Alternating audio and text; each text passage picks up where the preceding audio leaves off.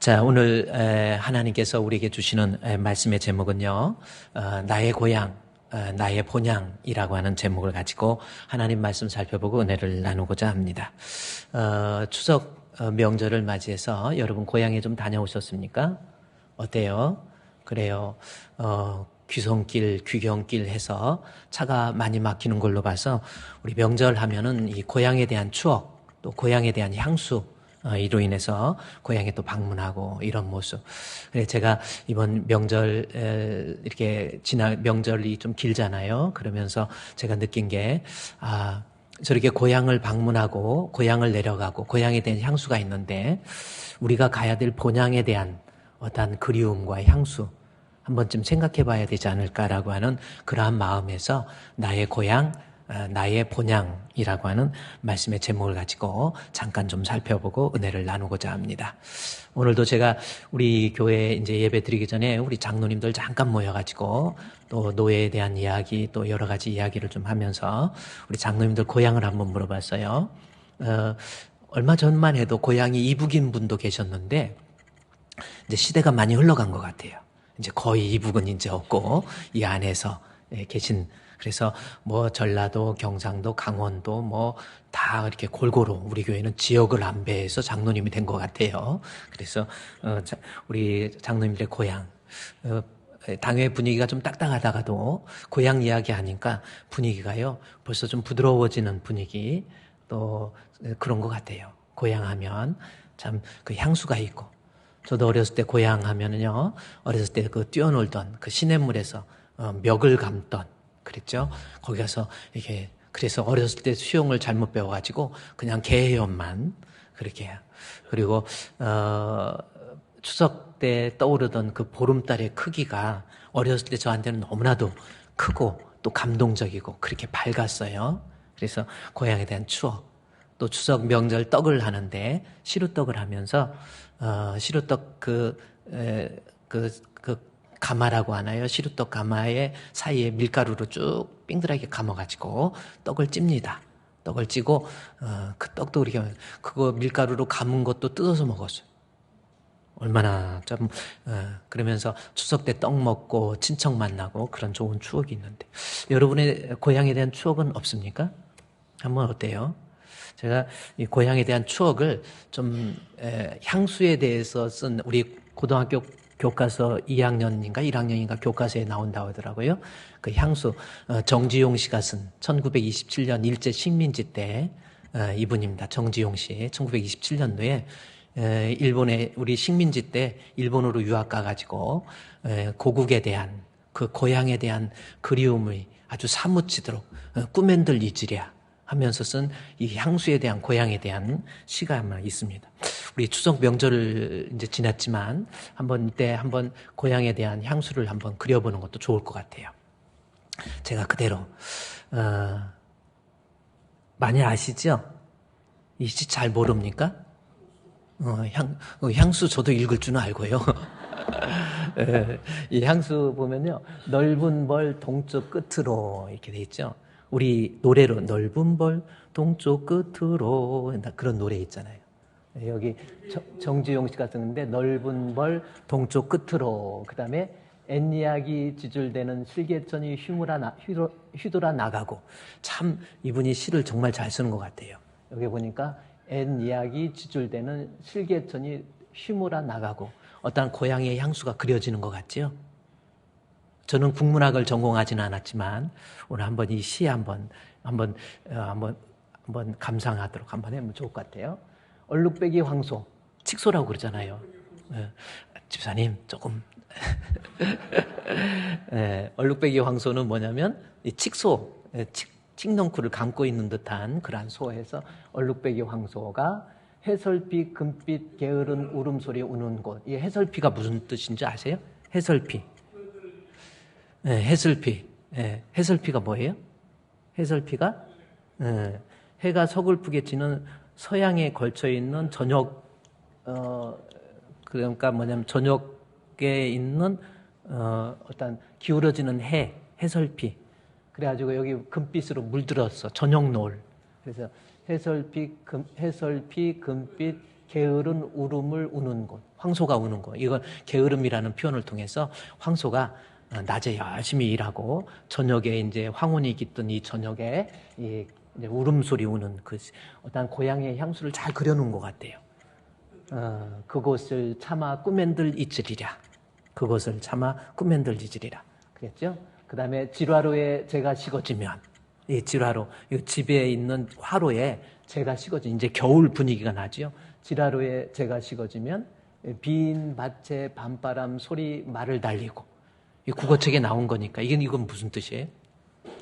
빈 밭, 그러니까 빈 밭에, 밤바람 소리, 그러니까 바람이 이제 겨울바람이 세게 부는데 마치 말이 달리는 듯한 그러한 바람이 방 안으로 스며 들어오는 느낌.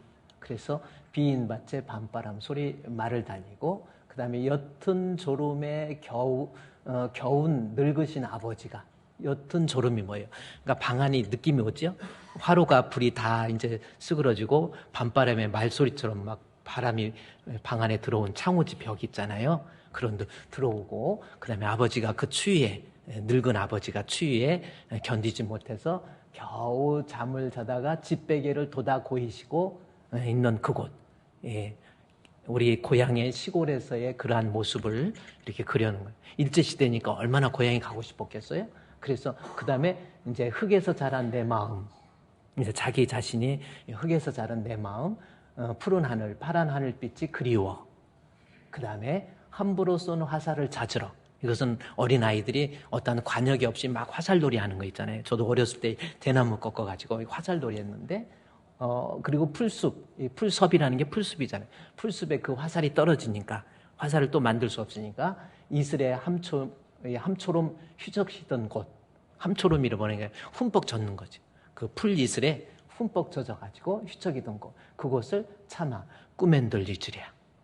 아, 고향 느낌 오지요? 좀 더 내려가 보면 여기 보면은 전설 바다에 춤추는 밤물결 같은 검은 귀민머리 날리는 어린 누이. 이야, 이거 동생이 보고 싶은 거예요. 어린 누이가 뭐예요? 전설 바다에 춤추는 밤물결 같은 검은 귀민머리. 아, 동생의 머리를 생각한 거야. 검은색이니까 밤이라는 표현을 통해서 마치 물결 돋던 어린 그 동생의 머릿결. 아, 이거 표현 기가 막히겠죠? 그래가지고 어린 누이와 아무렇지도 않고 예쁠 것도 없고, 그러니까 자기 아내. 이 정지용 씨가 결혼을 13살에 결혼해가지고 일본으로 갔거든요. 자기 아내는 지금 충청도 고향에 있고. 정지용 씨 아세요? 나중에 휴문고등학교 교사하고 그 다음에 이화여자대학교 교수하고 서울대학교 교수하고 그 다음에 6.25 전쟁 나가지고 북한으로 끌려가가지고 죽었던 정지용 씨입니다. 그 다음에 아무렇지도 않는 예쁠 것도 없는 사철 발 벗은 아내가 따가운 햇살을 등에 지고 이삭 줍던 곳. 아내가 막 이삭을 남편 학비되기 위해서 별로 꾸미지도 않고 아주 수수한 모습을 가지고 아무렇지도 않고 예쁠 것도 없는 사철 발벗은 아내, 이리 뛰고 저리 뛰는 아내, 따가운 햇살 등에 지고 이삭 줍던 곳, 꿈엔들 잊으랴 뭐 있잖아요. 그 다음에 하늘에는 성근별. 성근별이 뭐예요? 이제 저녁, 이제 새벽이 되는 거예요. 별이 뚜멍뚜멍 이제 밝아오는 이 아침빛에 의해서 별이 별로 안 보여요. 그래서 하늘에는 성근별. 그래서 어느 정도 시간이 흘렀고 알 수 없는 모래성으로 발을 옮기고, 이것도 어떤 아주 이 별들이 어딘가에 모래성으로 자기 몸을 숨긴다 해가지고 시적인 표현 잘하고 있죠. 소리 까마귀 우직기고 지나가는 초라한 지붕 흐릿한 불빛에 돌아앉아서 도란도란 거리는 곳, 그곳에 차마 꾸며낸 정말 그 방 안에서 도란도란 이렇게 행복하게 살던 자기의 고향. 그래서 이것이 향수라고 하는 이 정지용 씨가 쓴 일제시대 때 일본에서 자기 고향 그리워서. 다시 지우지 마시고요. 저거 한번 노래로 해볼 수 있는 사람이 있어요. 우리 주의하는 집사님이 하시면 딱 좋을 것 같아요. 넓은 별 동쪽 끝으로. 괜찮죠? 한번 해보실까요? 그러면 제가 직접 한번 영상, 지금 유튜브로 TV 보는 이거 예배 실황하는 것이 유튜브에서는 이게 좀 끊길 수가 있어요. MBC 거, KBS인가 MBC 거를 직접 가져왔기 때문에 저작권이 있어가지고 끊길 수는 있지만 여기에서는 안 끊기니까 한번 이 내용을 생각하면서 한번 들어봅시다.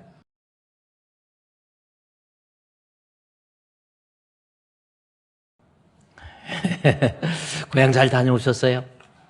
꿈엔들 이즈리아. 그래서 제가 어제도 이 뉴스 보면서 귀성객들 왔다 갔다 하는 거 보면서, 야, 사람에게 있어 이 고향이라고 하는 거, 수구초심이라는 말 아십니까? 머리 숫자에다가 언덕 구자에다가 처음 초자에다 마음심 해서 이 수구초심이라고 하는 거. 이 말은, 저렇게 써놨어요. 야, 저게 무슨 뜻인지 아세요? 여우도 죽을 때에는 자기 고향 쪽을 향해서 그 언덕을 향해서 고향 쪽 언덕을 향해서 머리를 두고 죽는다라는 그러한 뜻이 수구초심입니다. 그러니까 이 고향에 대한 그리움, 향수 누구에게나 있다라는 겁니다. 그래서 오늘 제목이 나의 고향. 그런데 또 하나가 있어요. 뭐예요? 나의 본향이 있다라는 겁니다. 고향은 내가 태어난 곳이지만 이 본향이라고 하는 것은 인간은 하나님에 의해서 창조되었고 창조되고 난 다음에 하나님과의 죄가 들어오기 전에 인간이 하나님과 깊은 교제 속에서 하나님의 사랑을 받고 하나님께 순종하고 주님과 교제하면서 누렸던 에덴에 대한 추억, 그 에덴 동산, 지금 말하면 천국이 우리의 본향이라고 하는 겁니다. 그러니까 우리는 태어난 곳도 있지만 신앙 있는 우리 성도들에게 있어서 우리가 죽은 후에 가야 될 우리의 천국 본향. 그래서 오늘 본문 요한복음 14장 2절 말씀에 보면 바로 그 말씀이 있어요. 내 아버지 집에 거할 곳이 많도다. 내 아버지 집 나오죠? 지금 우리 주님께서 제자들에게 마지막으로 모아놓고 이야기하시는 거예요. 내 아버지 집에. 이 내 아버지 집은 어디냐면 하늘에 있는 내 아버지 집에. 이 말씀에 대해서 고린도후서 5장 1절 말씀에 보면 내 아버지 집이 뭔가 봤더니 만일 땅에 있는 우리의 장막집이 무너지면 우리 육신이에요. 세월이 가면 장사 없어요. 나이가 들면 근육도 빠지고 기능도 약해지고 입맛도 떨어지고 시각도 청각도 다 떨어져요. 느낌도 없어요. 금방입니다. 그렇죠? 저도 엊그제 대학생이었던 것 같은데 지금 벌써 보기에만 잘생겨서 그렇지 60이 넘었어요. 한갑이 넘었어요. 세월이 이렇게 그렇습니다. 금방 80, 70되고 금방 80되고 여러분도 금방이에요. 그러면 이 땅에 있는 이 육신의 장막이 무너지는 거예요. 무너지면 하나님께서 지으신 집, 곧 손으로 지으신 것이 아니요 하늘에 있는 영원한 집이 우리에게 있는 줄 아느니라. 그러니까 사람은 죽으면 끝이 아니에요. 우리가 고향에 있듯이 우리는 우리의 육신이 끝나면 천국에서, 그렇죠?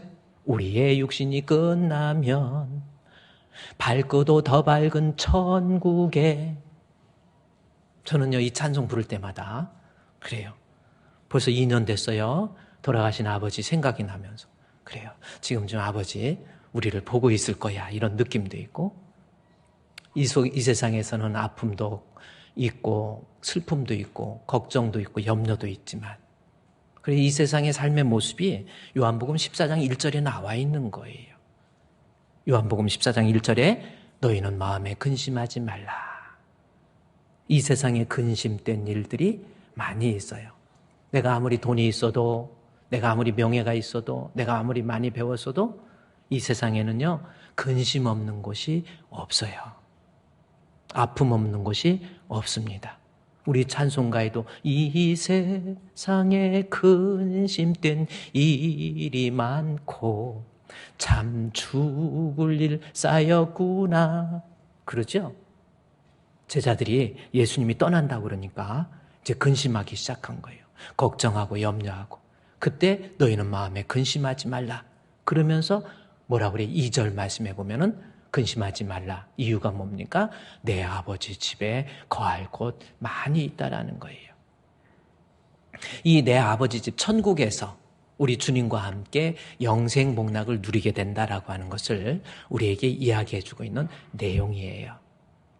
여러분 고향 없는 분 없지요? 고향 있지요? 우리는 가야 될 본향이 있어요. 이 말씀의 이 본향에 대해서 히브리서 11장 16절 말씀에 봐도요. 이 본향이라고 하는 우리가 이 세상은 나그네와 같은 길이고 우리는 본향. 그래서 그들이 이제는 더 나은 본향을 사모하니 그 본향이 어디에 있는 곳이에요? 하늘에 있는 거예요. 고향은 땅에 있지만 본향은 우리가 가야 될 천국은 하늘에 있다라는 거지요. 그러면 아까 고향에 대해서는 너른 들녘 동쪽에 해가지고 실개천이 휘몰아치고 그런 분위기가 있는데 그러면 우리가 가야 될 천국은 어떤 곳인지 이것도 궁금하지요. 우리 이 추석 명절 때 한번 생각해 볼 수 있는 거예요. 우리가 가야 될 천국은 과연 어떤 곳인가라는 겁니다.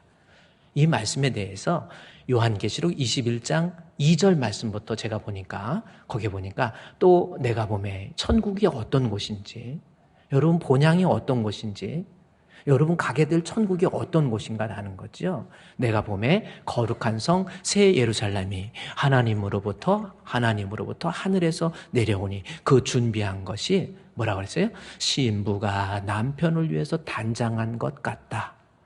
여기 아까 정지용 씨가 쓴 시보다 더 이게 참 천국은 어떤 곳이에요? 신부가 남편을 위해서 단장한 것 같다라는. 이것은 무슨 뜻입니까? 인간이 아름다움을 표현할, 이거 너무 아름다워. 뭘로 표현할 거예요?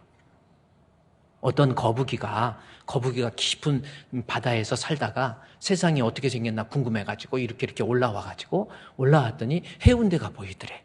해운대가 보이니까 막 사람도 보이고, 이야, 빌딩도 보이고, 막 모래도 보이고, 막 너무 아름다운 거예요. 이야, 이게 해운대야? 그래가지고 보고 간 다음에 이제 가서 내려가가지고 거북이들이 모여 있는데, 야, 내가 밖에 나가봤더니 해운대라는 데가 있는데 어떻게 생겼는지를 표현을 해야 되는데 뭘로 표현할 거예요? 거북이의 언어로 표현할 게 없으니까 너무 아름다운데 어떻게 표현할 게 없어가지고 옆에 있는 바위가 산호초랑 아름답게 돼서 저곳은 나가면 너무 아름다운데 이렇게 생겼어 그랬대. 형언할 길이 없다라는 거지요. 요한계시록 21장 2절 말씀에 우리가 가야 될 천국은 뭐예요? 신부가 신랑을 위해서 단장한 것 같다. 결혼식장에 가보세요. 안 이쁜 신부 별로 없죠? 별로는 다 이쁘지요? 안 이뻤어요? 지금 결혼한 거 후회하는 사람 손 한번 들어보세요. 다 이뻐요. 그러니까 정말 예쁘게 막 눈썹도 붙이고 그러면요. 막 빗자루 붙이면 여자 눈도 틀려 보이잖아요. 막 예쁘고 막 그래요. 머리도 이렇게 해가지고. 그렇습니다. 우리가 가야 될 본향은요. 여러분 천국은 신부가 남편을 위해서 단장한 것 같다. 또 하나 내려가 볼까요? 3절 말씀에 보니까 거기 보니까 내가 들으니 보좌에서 큰 음성이 나서 이르되 보라 하나님의 장막이 사람들과 함께 있으니 하나님이 그들과 함께 계시니 그들이 하나님의 백성이 되고 하나님은 친히 그들과 함께 계셔서 여기서 중요한 것은 함께 한다라는 거예요. 사랑하는 사람과 함께 하는 거 행복하지요? 천국은 어떤 곳이에요? 내가 사랑하는 사람, 사랑하는 하나님과 함께 하는 곳. 이거예요. 여러분, 좀 사랑하는 사람과 함께 하면 조금 힘들어도 어려워도 행복하잖아요. 여행을 가도 사랑하는 사람하고 가야 행복하지. 김일성이하고 같이 어디 설악산 한번 갔다 와봐 그러면 김일성 표현이 좀 그런가요? 미워하는 사람하고 싫어하는 사람하고 설악산 가서 여행 갔다 와 그러면 행복합니까? 아니죠. 그래서 천국은 함께 하시는 하나님이 우리와 함께 하시는 이렇게 우리 본향을 보는 거예요. 조금 더 내려가 보면은요. 본향은 4절 말씀에 모든 눈물을 그 눈에서 닦아주시니 사망도 없고 애통도 없고 곡하는 것도 없고 아픈 것도 있지 아니하니 처음 것들이 다 지나갔다. 여기서 처음이라는 것은 죄로 인해서 인류에게 에덴에서 쫓겨나서 생기게 됐던 여러 가지 이 고통과 아픔 그래요. 여러분, 그래요. 제가 이렇게 목회하면서 보면은 한 50 넘어서 안 아픈 사람 별로 없어요. 다 그렇습니다. 다 이렇게 앉아 계셔서 그렇지. 다 웬만큼 보면 여기 당뇨병 환자들, 당뇨원들도 많이 있고 고혈압 환자들도 있고요. 병들도 많아. 이 세상에는 병도 많고요. 아픔도 있고. 조그만 몸도 약해가지고 조금만 하도 사고가 나면 이렇게 상처가 나서 자동차 운전하다가 자동차 바퀴 밑에는 죽음이 있는 거예요. 눈물도 있고 아픔도 있고 슬픔도 있고 여러 가지 사연들도 있잖아요. 자식이 먼저 죽은 사람도 있고 그 아픔도 있잖아요. 저희 어머니도요, 돌아가셨지만 우리 식구 8남매 중에서 한 사람이 먼저 갔어.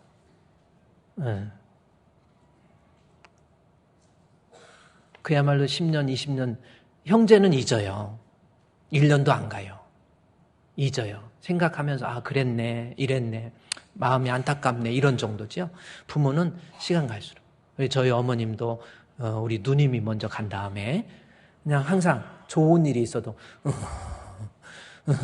여기에 화가 차버린 것 같아요. 인생이라는 것이 그래요. 이렇게 이별도 있고 아픔도 있고. 요한계시록 21장 4절 말씀해 보니까 눈물도 있고 요한계시록 21장 4절에 그런데 천국은 눈물도 닦아주시고 죽음도 사망도 없고 아픔도 없고 질병도 없고 고통도 없고 애통하는 것도 없고 슬픈 것도 없고 곡하는 것도 없고 이게 우리가 가야 될 천국이라는 거죠. 여러분, 이 명절 맞이해서요, 고향도 고향이지만 이 본향, 죄로 인해서 쫓겨난 에덴의 본향, 천국, 모두가 다 천국 잔치에 참여할 수 있는 우리 주풍교회 성도 되시기를 주의 이름으로 축원드립니다. 그래서 2023년도 추석을 맞이해서는요, 고향을 생각하면서 내가 가야 될 본향, 너무나도 아름다운 그곳, 보아라 즐거운 우리 집, 밝고도 거룩한 천국에 거룩한 백성들 거기서 영원히 영광에 살겠네. 거기서 기쁘고 즐거운 집에서 거기서 영원히 영광에 살겠네. 거기서 이 노래, 이 찬양이 얼마나 좋은, 이 찬양을 제일 싫어하는 사람이 이 도둑놈들이라고 그러더라고요. 경찰이 쫓아오면서 거기서! 그래서 믿음 있는 경찰은 쫓아가면서 거기서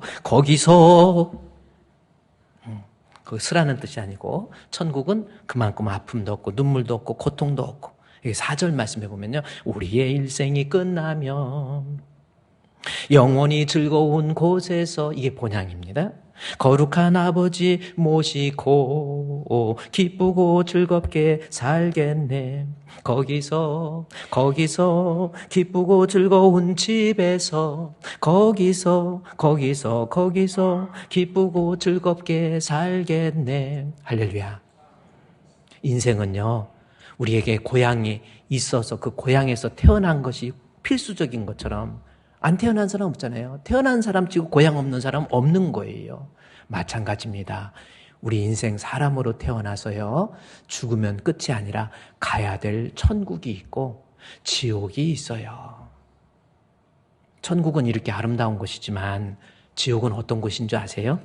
요한계시록 20장에 보니까 지옥에 대해서 나와요. 아까 요한계시록 21장에서는 지옥, 천국에 대해서 그것은 아픔도 없고 애통하는 것도 없고 곡하는 것도 없고 그런 말씀을 하는데, 요한계시록 20장에 보니까 20장 10절 말씀에 보니까 지옥에 대해서 이야기합니다. 또 그들을 미혹하는 마귀가 불과 요한 못에 던지리니 거기서는 짐승과 선지자도 있어 세세토록 밤낮 괴로움. 여기에서 지옥은 어떤 거예요? 여러분 겁주려고 그런 것이 아니라 인생이 사람으로 태어나서 죽으면 끝 아니잖아요. 분명히 계란이 있는데 계란으로 끝납니까? 병아리라는 전혀 다른 삶이 있어요. 아가가 엄마 뱃속에 있어서 끝납니까? 태어나면 전혀 다른 세상이 있는 거예요. 우리 인생도요, 여러분, 사람으로 태어나서 죽으면 끝이 아니에요. 사람이 한번 죽는 것은 정하신 것이요, 그 후에 심판이 있습니다. 그 심판 때에 본향, 천국에 가는 사람이 있고 지옥은 어떤 곳이에요? 불과 유황으로 타는 못이에요. 세세토록 밤낮 괴로움, 불과 유황의 고통이 얼마나 심한지 제가 지난주 우리 노예에 있는 교회에 임시당회장으로 거기 가서 우리 공동회의도 하고 좀 그랬습니다. 임시당회장으로 남양주에 있는 교회에 가서 새로 담임 목사 모시는 것 때문에 또 제가 임시당회장으로 가서 증경노회장이기 때문에 그걸 진행을 하고 이러는데요. 거기 가서 처음에 딱 보는데 한 분이 딱 나와요. 장로님이 나오십니다. 목사님 안녕하세요. 그러는데 얼굴이 정말 보기 민망할 정도로 아주 심하더라고요. 이거 어떻게 표현해야 될지 무섭기도 하고 얼굴이요. 그래서 보니까 막 이렇게 땡겨져 있고 입술도 거의 표시도 안 나고 눈썹도 없고 머리카락도 하나도 없어요. 그래가지고 이렇게 보니까 이 피부가 그래서 인사하는데 안녕하세요 하고 악수하자고 그러는데 악수하는데도 이 가슴이 사람이 좀 섬찟하더라고. 그래서 회의를 하고 그 다음에 목사님과 함께 걸을 일이 있어서 걸으면서 이야기했어요. 목사님 아까 그 장로님 왜 그래요? 그랬더니 아내는 열심히 교회를 나오고 남편은 사업도 해서요. 직장도 회사도 있었고 돈 많대요. 부자라는 말을 몇 번 강조하더라고요. 그래가지고 하는데 교회 옆에 살다가 주일날이 되면은 목사님 사모님 만나면은 이제 이 남편은 주일날 쉬는 날이니까 아이들 데리고 캠핑 간다고 그래갖고 준비하고 차에다 가득 그때 차도 없을 때 마이카 막 생겼을 때 그때 차에다 탁 싣고 아이들하고 놀러 가고 그래서 아유 교회 나오셔야죠 그랬더니 저는 됐습니다. 우리 아내가 열심히 나가니까 전 됐어요. 그래가지고 교회 열심히 나가. 그래 아내만 열심히 나오고 권사님이시고 남편은 교회 안 나오고. 그런데요, 꼭 교회 안 나와서 그런 것이 아니라 그렇게 놀러 가셔서 알코올 램프가 있었는데 그거 어떻게 잘못 쳐가지고 불이 나니까 그걸 또 이제 소주를 이제 이야기라 소주를 마셔갖고 거기다 이렇게 부어가지고 왜 알코올에다 느닷없이 왜 소주를 알코올에다 붓습니까? 따라합시다. 알코올에다 알코올에다가 소주 붓지 말죠. 부어가지고 이게 폭발해버린 거예요. 해가지고 온몸에 막 불이 붙어가지고 막 이렇게 해가지고 거의 죽었는데 이게 나중에 화상의 고통이 얼마나 심한지 약 1년 가까이 병원에서 치료하고 이렇게 하고 막 이거 하는데 나중에 피부가 이게 옹그라지면서 그다음에 여기도 다 탔기 때문에 이 피부가 당겨지니까 목이 안 돌아간대요. 그래서 병원에서 한 다음에 물리치료하긴데 침상에서 머리를 침대 밖으로 이렇게 해서 이게 그래야 늘어나니까 이게 오그라지니까 이래서 이러고 6개월 넘게 자고 그래서 고개도 움직여지고 하면서 이렇게 이 피부도 막 이상하고 너무 무섭게 생겼어요. 그렇게 화상이 난 다음에 결국은 목사님 방문해서 손잡고 기도하고 그 다음에 교회 나와서 장로가 된 거예요. 그러면서 그분이 그런데요. 옛날에 놀던 가락이 있어가지고 세상에 가서 놀고 싶고 친구들 만나고 싶고 그러다가도요. 기도할 때 저분이 기도하다가 뭐 하면 툭 하면 이 피부 만지는 거예요. 하나님 내가 이 땅에 살면서 그 불의 뜨거운 지옥의 고통을 이 땅에서 체험하게 해주신 하나님 감사합니다. 나 지옥 가면 안 되지요. 그러다가 때로는 목사님한테 좀 섭섭한 일이 있어도 그거 생각하면서 주여. 그래 우리 장로님도 좀 가서 임시당회 이렇게 하고 그러면서요. 가는데 목사님 저는 일이 있어서 먼저 가야 됩니다. 그러면서 카드를 딱 꺼내줘가지고 목사님 우리 강사 목사님 임시당회장 목사님 마음껏 섬기세요. 그래서 카드도 주더라고요. 그래서 그 카드를 목사님이 받아서 음식을 또 저희 공급해주고 그래서 그 카드 쓴 다음에 또 나 줄 알았더니 주지는 않더라고요. 여러분 가야 될 본향이 어딘지 여러분 제가 여러분이요 인생 살면서 세상에서 그래요. 돈 있고 좀 배우고 실력 있고 높은 자리에 올라가 그거 잠깐입니다. 내가 가야 될 곳이 어딘지 지금 여러분 그걸 생각해야 돼요. 그래서 고향을 생각하면서 저는 내가 가야 될 고향, 잠시 세상에 내가 살면서 항상 찬송 부르다가 날이 저물어 오라 하시면 영광 중에 나아가리. 열린 천국문 내가 들어가 세상 짐을 내려놓고 빛난 면류관 받아 쓰고서 주와 함께 길이 살리. 할렐루야. 모두가 다 지옥까지 마시고요, 불의 고통이 얼마나 심한지 요한계시록 9장 6절에 너무 고통스러워서 나 죽어버릴 거야 해가지고 이 세상에서 고통스러워서 죽어버릴 거야. 죽으면 이 세상은 떠나요. 그런데 요한계시록 9장 6절 말씀해 보니까 지옥에서 너무 고통스러워서 나 죽어버릴 거야 하고 죽으면 죽기를 구하여도 죽음이 죽지 못하고 죽고 싶으나 죽음이 그들을 피하리라. 안 죽어져. 죽으면 또 지옥이요. 방법 없어. 가진 것 없고 어찌할 데 없고 못 배워서 유로나 받기 위해서 신앙생활하는 게 아니에요. 죽고 사는 문제란 말이에요. 내 아버지 집 천국에 거할 곳이 많도다. 그거잖아요. 여러분, 우리가 고향이 필수적으로 있듯이 우리가 가야 될 본향이 있습니다. 지옥입니까? 천국입니까? 모두 다 천국잔치 참여할 수 있는 우리 주분교회 성도 되시기를 주님의 이름으로 축원드립니다. 그러면 오늘 본문의 말씀에서 제자들이 근심하는데 너희는 마음에 근심하지 말라. 그러면서 천국 갈 수 있는 방법을 이야기해 주고 있다는 겁니다. 뭔가 봤더니 14장 1절 말씀에 나와 있어요. 오늘 말씀 잘 듣고요, 너희는 마음에 근심하지 말라. 하나님을 믿으니 또 나를 믿으라. 그러면 예수를 믿게 되면 그 다음 절이 뭐예요? 내 아버지 집에 거할 곳 많다. 천국 거처, 내가 머물 곳, 죽어서 가야 될 곳, 이거잖아요. 여러분 그렇잖아요. 내 아버지 집에 거할 곳 많다. 천국 갈 수 있는 방법은 마음속에 하나님을 믿으니 또 나를 믿으라. 믿음 있으면 우리의 본향이 천국이 되는 거예요. 그러면 오늘 본문의 말씀을 이어가면서 도대체 믿음이라는 것이 무엇인지 한번 볼까요? 이야기합니다. 14장 1절에서 2절에서 내 아버지 집에 거할 곳 많다. 내가 가서 거처를 예비하겠다. 가서 너희를 위해서 거처를 예비하면 내가 다시 와서 너희를 내게 있는 곳으로 영접하리니 나 있는 곳에 너희도 있게, 천국에 있게 한다. 그러면서 이렇게 천국 가기 위해서는 14장 1절에 하나님을 믿고 또 나를 믿으라 해서 믿음을 이야기합니다.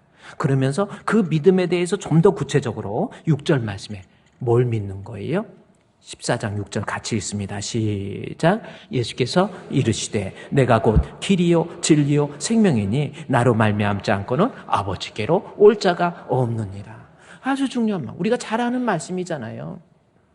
진리 대신 예수 그리스도. 그러니까 믿으면 내 아버지 집 천국에서 우리 주님과 함께 영생 복락을 누리는데, 믿음이 뭔가 봤더니 진리가 되신 내 예수님을 믿게 되면 예수님이 천국에 가는 길이요, 예수님 믿는 믿음으로 말미암아 영생 생명을 얻게 된다, 그 말씀이에요.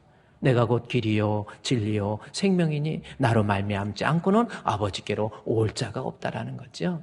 다시 말해서 진리 대신 예수 그리스도를 믿게 되면 영생을 얻게 된다, 이 말씀이에요. 예수 믿으면 영생을 얻습니다. 아멘. 그러면 예수 믿는다는 게, 예수 믿으면 영생을 얻는데 그 다음에 나로 말미암지 않고는 아버지께로 올 자가 없느니라. 이 말씀이 또 중요한 말씀이거든요. 내가 예수 믿으면 영생을 얻습니다. 그런데 나로 말미암지 않고는 아버지께로 올 자가 없다. 여기 말미암다라는 것이 헬라어의 디아거든요. 예수님 통하지 않고는 방법이 없다라는 겁니다. 이 말씀에 대해서 요한복음 3장 16절, 우리가 잘 아는 말씀이죠. 요한은 이미 요한복음 3장 16절에서 이야기한 거예요. 우리가 하나님이 세상을 이처럼 사랑하사 독생자를 주셨으니 이는 그를 믿는 자마다 멸망하지 않고 뭐예요? 영생. 할렐루야. 영생입니다. 영생은 뭡니까? 우리 주님과 함께 천국에서 사후에 영의 몸으로 우리 하나님과 함께 천사들처럼 영원히 사는 거, 천국 가는 거예요. 저도 어렸을 때부터 모태신앙이어가지고 아버지가 장로님이고 어머니가 권사님이고 교회 문화가 익숙했어요. 그리고 교회 다니면서 그래서 뭐 학생 때도 열심히고 뭐 하면 대표기도 시켜도 잘했어요. 믿음 없이 주의 일 할 수 있습니다.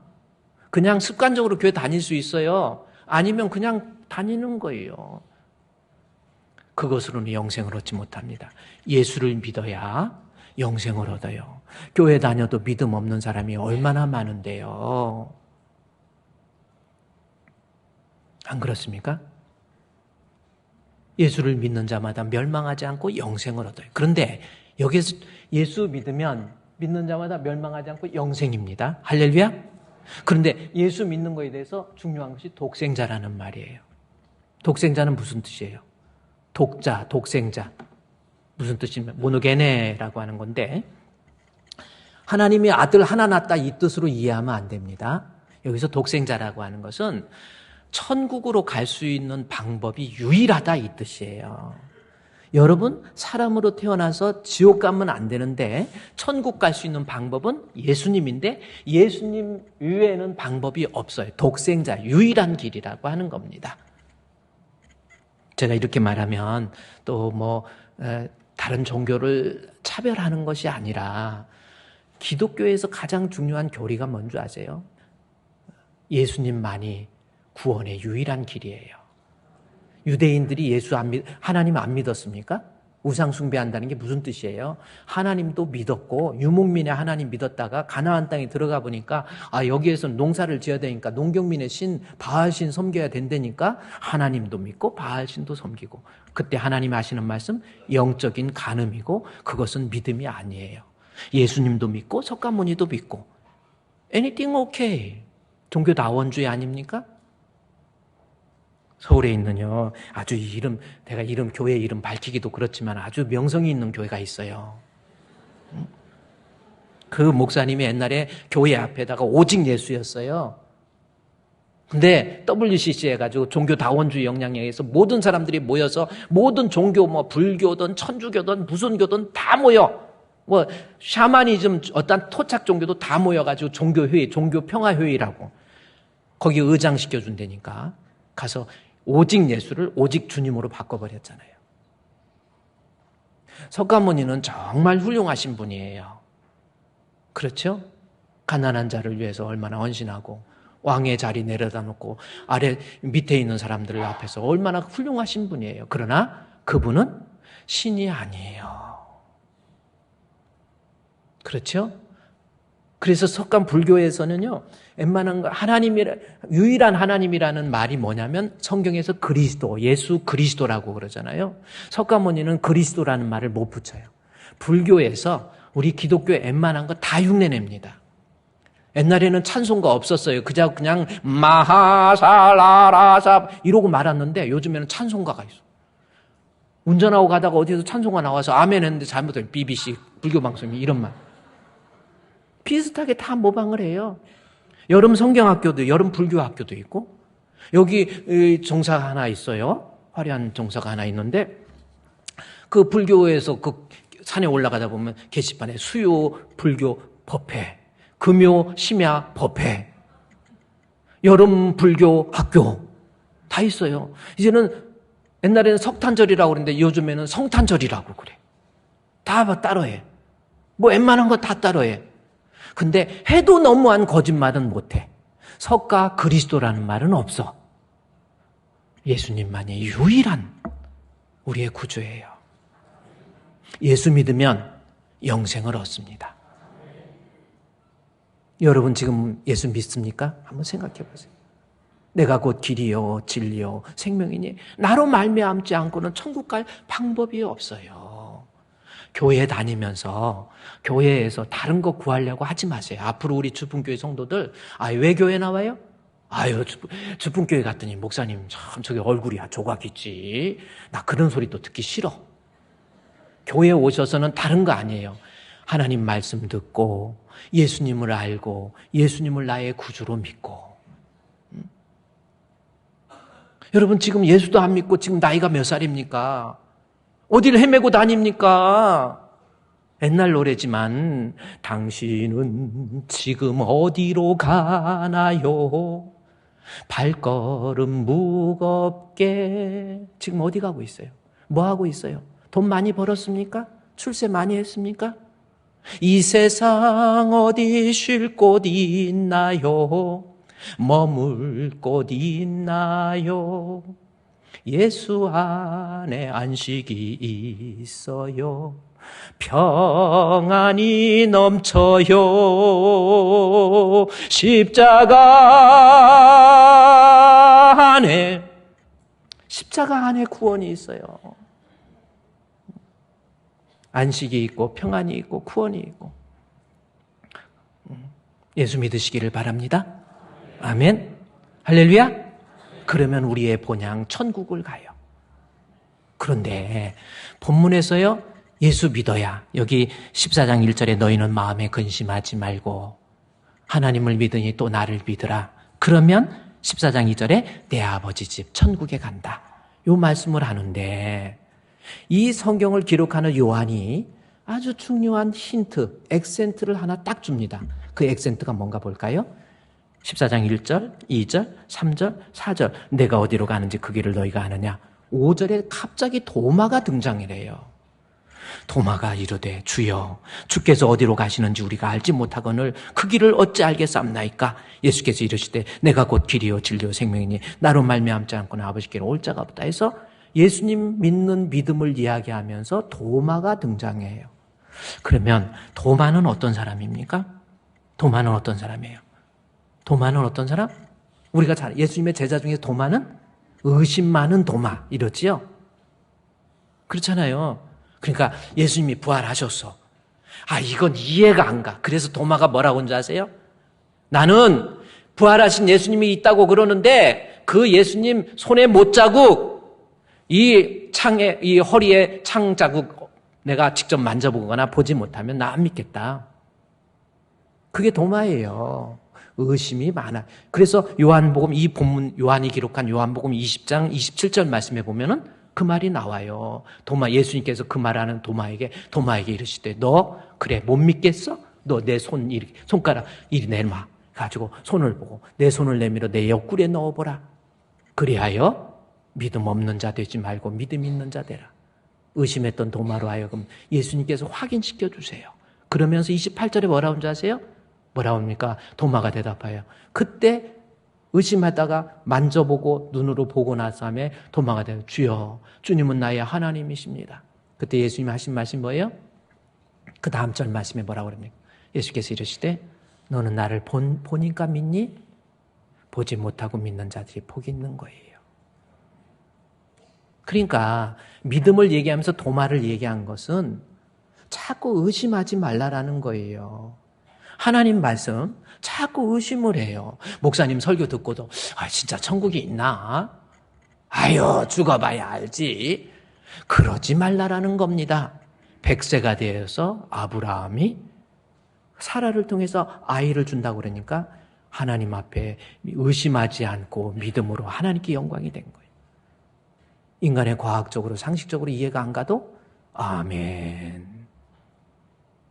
의심하지 마세요. 목사님 설교 들으면서도 벌써 눈 보면 알아. 저것이 진짜 믿는 건지 의심하는 건지? 아니에요. 이 의심을 내버려야 돼요. 그래요? 그러니까 신앙생활하면서 마음에 평안이 없지. 마음에 가득한 의심을 버리고 지극히 화평한 마음으로 찬송을 부르면 어린 양 예수의 그 피로 속죄함 얻었네. 이제는요, 목사님 말씀 듣고 그냥 이해고 오해고 없어요. 하나님 말씀이면 아멘! 이게 믿음이라니까요? 내가 이거 따지고 분석해서 믿을 수 있는 것이 믿음이 아니에요. 그래서 도마를 얘기한 거예요. 앞으로 내가 하나님 믿고 예수님 믿는 믿음 가지면 내 아버지 집 천국에 가는데 그 믿음이라고 하는 것은 의심을 버리라는 거예요. 여러분 마음속에 앞으로 기도하고도 어떤 사람은 의심해. 하나님 이 질병, 이 어려움, 위기 해결해 주실 줄로 믿습니다. 말은 믿죠. 안 믿어버리는 사람. 옛날에 어떤 사람이요, 교회 앞에 술집이 생겨가지고요, 아이들이 교육상에도 안 좋고 술집에서 교회에 오는데 술집에 있는 이 사람들이 이리 오세요 하고 막 카드 환영하고 막 이러니까 이거 교회가 영 아니더라는 거예요. 그래서 교인들이 모여가지고 한 200~300명이 모여서 아버지 하나님이시여, 이 교회 앞에 있는 술집이 몇 말입니까? 술집 없어지게 주시옵소서 하고 뜨겁게 기도했더니 한 30일 기도했더니 술집이 망했대. 기도하니까 망해버린 거예요. 그러니까 이 술집 주인이 교회에 와가지고 니들이 기도해갖고 내가 망했다고 이러니까, 그래갖고 교회에서 막 시끌시끌하니까요. 나중에 이게 그래서 판사가 이제 둘이 부른 거예요. 교회 대표 장로님, 그 다음에 술집 주인 오세요. 이 술집이 망했는데 장로님한테 물어봐요. 장로님, 이 술집 망했다는데 이 교회에서 기도해서 망한 겁니까? 이 기도해서 이렇게 망한 거예요? 이 사람은 저 기도해갖고 내가 망했다고 그러니까. 기도해서 망한 겁니까? 그랬더니 장로님이, 그렇게 뜨겁게 기도하던 장로님이 무슨 소리 하냐고! 기도했다고 망해? 말도 안 되는 소리 하고 있는데 지 망하려니까 망했지. 이쪽에 술집 주인은 무슨 소리야! 당신들이 기도했으니까 망했지! 누가 더 믿음 좋은 거예요? 한번 생각해봐. 응? 여러분, 우리 모습 아닙니까? 앞으로의 신앙생활 하면서 잘난 체 하지만 내가 좀 배웠다고 실력 있다고 이런 거 따지지 마세요. 하나님 말씀이면 태초에 하나님이 천지를 창조하셨다. 어떻게 무에서 유를 만들어 이해가, 물고기 2마리와 보리떡 5개를 5,000명 먹였대. 그거 따져봐요. 그거 물고기 2마리와 보리떡 5개를 어떻게 5,000명을, 물고기 2마리로 5,000명, 여자까지 숫자까지 다 13,000명 정도인데 어떻게 먹였어? 물고기 이만한 거, 그 어린 도시락에 넣어 갖고 온 거니까 별로 크지않아요. 1억 5천 명 먹이려면 혓바닥 내 해갖고 닦고 다녀도 못 먹여. 이해가 안 가. 이해 안 간다고 안 믿는 거 아니에요. 성경은요, 내가 이해하고 믿으려고 하면 죽을 때까지 못 믿어요. 그것이 요한복음 6장 67절, 66절, 67절에 보면은 베드로가 그래요. 예수님 제자들이요, 예수님께서 이제는 내가 십자가에 못 박혀 죽을 거야. 그러니까 다 도망가. 그래가지고 66절 말씀을 다시 띄워줘 보세요. 거기 보니까 그때 제자 중에 많은 사람이 떠나가고 다시 그와 함께 다니지 않아요. 그래가지고 제자들, 직접 따지는 제자들한테 그 다음 절 말씀해 보니까 예수께서 12제자에게 이르시되 너도 갈래? 물어봤어. 그랬더니 베드로가 또 하는 말이요, 이 배집사가 괜찮아. 68절에 뭐라고 한 줄 아세요? 시몬 베드로가 대답하되 주여, 영생의 말씀이 내게 있는데 우리가 누구로 가면, 나 말씀이 있으니까 안 가요. 교회는 말씀이 있으면 되는 거거든요. 무식한 것들이 아무데나 막 옮겨 다녀갖고 여기가 좋은 게벼. 아니에요. 교회는 말씀이 있으면 되는 거예요. 그 다음에 69절에 보낼 거예요. 아주 중요한, 주여, 우리가 주는 하나님의 거룩한 자인 것을 어떻게 믿고 알았습니까? 알고 믿었습니까? 이거 순서 바뀌면 대단히 차이 나는 거예요. 내가 하나님이 어떤 분이고 예수님이 어떤 분이고 물고기 2마리와 보리떡 5개를 5,000명 먹인 것을 알고 믿으려면 죽을 때까지 못 믿어. 성경은요, 알고 믿으려면 죽을 때까지 못 믿어요. 그냥 하나님의 말씀이라고 한다면 믿으면 아멘! 예수 믿으면 내 죄 사한 것을 나는 믿습니다. 아멘! 하면 알아져요. 순서 바꾸지 마세요. 알고 믿으려고 하지 말고 믿으면 압니다. 따라합시다. 믿으면 안다. 아멘. 여러분, 지금 죽고 사는 문제예요. 지옥 가면 안 돼. 성경에 나온 거. 이게요, 이거 생각해 보세요. 성경을 기록한 사람이 누군데? 사도들이에요. 진리를 위해서 목숨 바친 사람이요. 제가 언젠가도 얘기했지만은 국사책에 나와 있는 거, 이거 책에 나와, 신문에 나온 건 또 잘도 믿어. 이거 신문에 나왔어요, 목사님. 신문을 쓴 기자들은 어떤 사람이요? 사도들이 정직해, 기자들이 정직해. 친구가 또 기자면 기자 그러겠지. 기자하고 사도하고는 비교가 안 돼. 누가 더 정직합니까? 사도가 더 정직해요. 정직한 사람이 쓴 것을 더 믿어야지. 안 정직한 사람이 쓴 걸 믿어.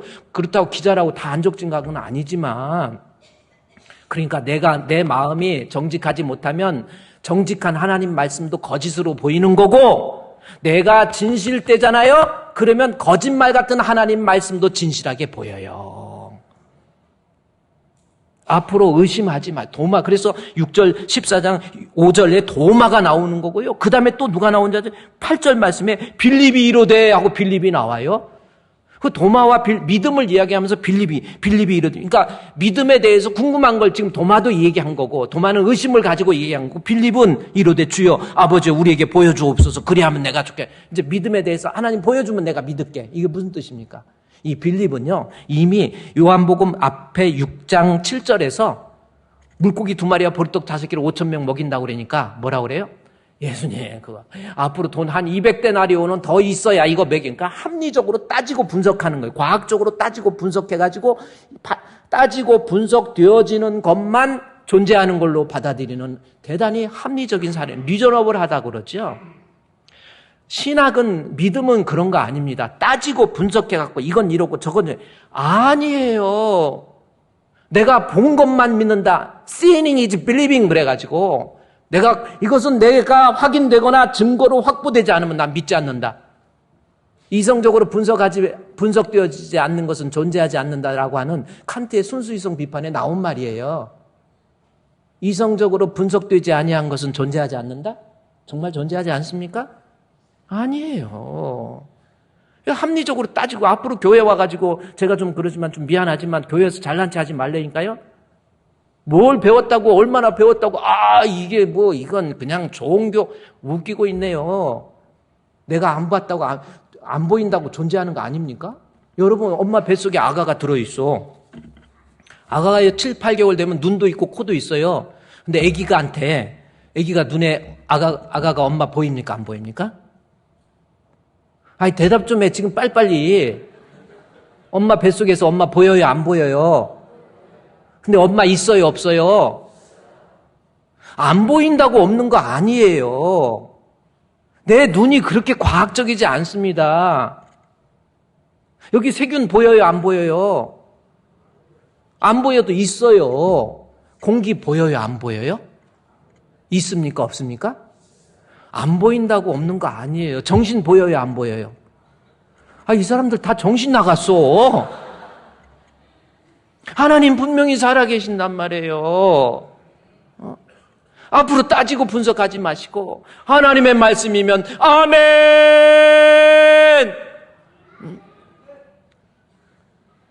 이게 믿음이라니까. 예수 믿는 거 쉬운 거 아니죠? 그러나 내가 인간 대단한 존재가 아니에요.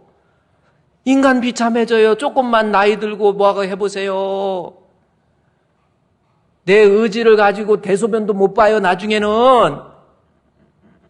별거 아니에요. 인생이라는 것이 하나님에 의해서 창조되어진 거예요. 이게 어떻게 우연히 무슨 빅뱅에 의해서 만들어집니까? 이게 어떻게 사람이 이렇게 만들어진 거예요. 생각해 보세요. 우주 폭발에 의해서 만들어졌다고?